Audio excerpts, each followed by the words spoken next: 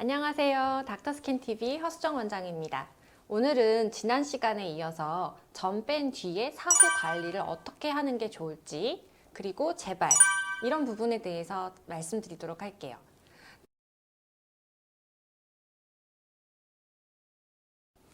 점을 빼는 시술은 지난번에도 설명드렸듯이 점 세포 양성 종양이라 그랬죠? 얘네들을 제거를 하는 거예요. 하지만 점도 내 살의 일부였기 때문에 점을 제거하는 과정에서 정상 피부 세포도 같이 떨어져 나가게 되고 일종의 얕은 피부 상처가 나는 상황이 됩니다. 그러니까 사후 관리라는 건 즉 얕은 상처가 났을 때 관리하는 방법이랑 비슷하다고 생각하시면 돼요. 그런데 상처 회복에 있어서 가장 중요한 것은 그 부위가 마르지 않도록 관리하는 것입니다. 상처가 마르게 되면 그 주변으로 흉터가 잘 남을 수가 있기 때문에 보습을 철저히 하고 수분을 충분히 유지시켜 주셔야 흉터가 잘 안 남게 되는 것입니다.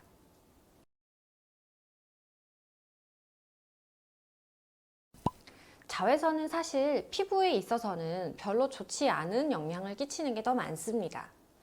상처가 없는 정상 상태에서도 자외선에 노출되면 색소 침착이 잘 일어나거든요. 그런데 심지어 점을 제거하고 피부가 손상을 입은 상태에서 자외선을 그대로 노출을 했다. 그러면 피부를 보호해주는 각질이 날아간 상태이기 때문에 당연히 더 색소가 잘 생길 수가 있습니다. 만약에 내가 점을 많이 뺐다, 얼굴 전체적으로 테이프 붙어 있는 상태다 라고 하면 저는 가급적 시술 당일과 다음 날은 씻지 않고 듀오덤을 붙인 상태에서 그냥 자외선 차단제 없이 지내는 게 더 좋다고 생각합니다. 결국은 이것도 제품이기 때문에 클렌징이 필요하고 또 다른 세안을 하면서 듀오덤이 떨어져 나가거나 할 수가 있거든요. 하지만 소수의 점만 제거를 한 상태라든지 이틀 이상 지났다. 그러면 시술한 부위, 그렇지 않은 부위 모두 다 자외선 차단제를 꼼꼼히 발라주는 게 좋다. 이렇게 보시면 되겠습니다.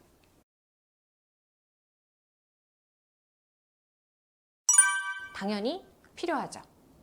붙이지 않았을 때는 마른 상태가 되기가 쉽기 때문에 딱지로 변하기가 쉽지만 딱지 대신 듀오덤이 인공 딱지의 역할을 하면서 그 아래쪽에서 피부가 재생되기 위한 어떤 보호 조치라고 보시면 되겠습니다.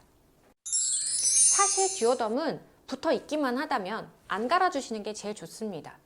그 안에서 생성되는 진물은 상처를 아무는 데 도움이 되는 재생 성분으로 구성된 물이기 때문에 어떻게 보면 진물이 나오는 게 상처가 잘 아문다는 뜻이 되는 거거든요. 그래서 듀오덤을 자꾸 갈아붙여주면 진물을 제거하는 상황이 됩니다.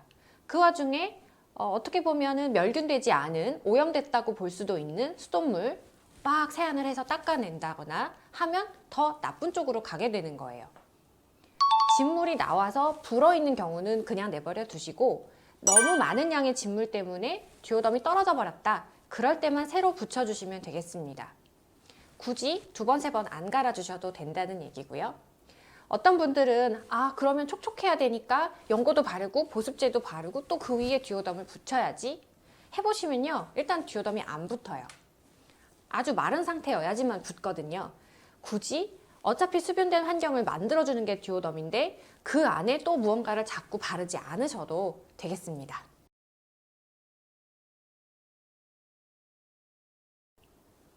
다른 병원에서 점을 여러 번 뺐는데 자꾸 또 생기고 또 생겨요 하시는 분들도 많거든요. 이제 점을 보시면 예를 들어서 복합 모반이라고 했을 때 다른 병원에서 레이저를 제거를 했다고 칠게요. 그러면 이 끝까지 다 제거를 하는 병원은 거의 없을 겁니다. 왜냐하면 피부가 재생이 되는 깊이가 정해져 있거든요. 이만큼 파면 한없이 자라나는 게 아닙니다. 그러니까 피부가 재생될 수 있는 범위 내에서 어느 정도 깊이까지 제거를 했을 거고요. 그렇게 되면 남은 상태가 이렇게 되는 거다. 그럼 이건 치료가 안 되느냐? 됩니다. 보통 이렇게 아무는데 걸리는 시간이 2달에서 3달 정도라고 보시면 돼요. 내가 느낄 때 붉은기가 좀 많이 거쳤다라고 생각되면 그 시기가 거의 아마 맞으실 거예요.